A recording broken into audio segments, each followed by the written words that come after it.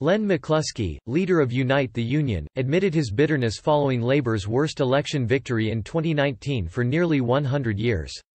Len McCluskey, General Secretary of Unite the Union, was left with a feeling of bitterness after the Labour Party lost the 2019 general election.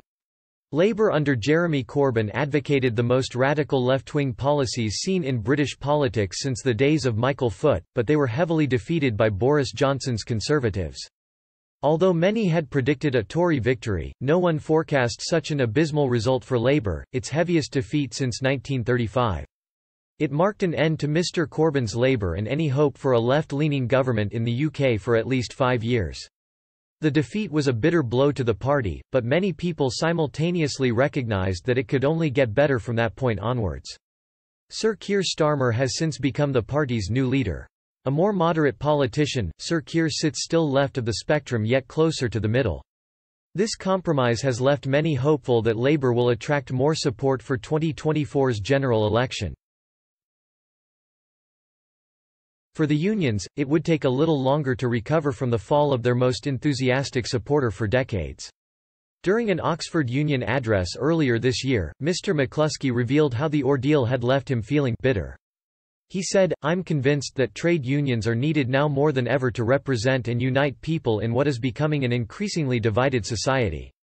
It would be wrong of me not to admit this evening that the hope and enthusiasm that I felt the last time I was here, just months after Jeremy Corbyn was elected leader of the Labour Party, have given way to bitter disappointment.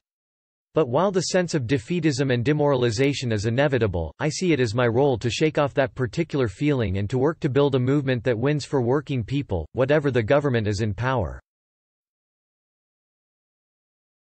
Trade unions and the Labour Party have an intimate and interwoven history.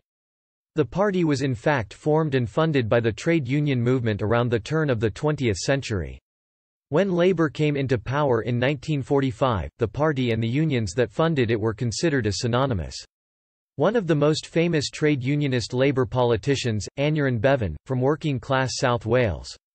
In 1959, he was still delivering resounding socialist speeches in the face of successive Conservative victories.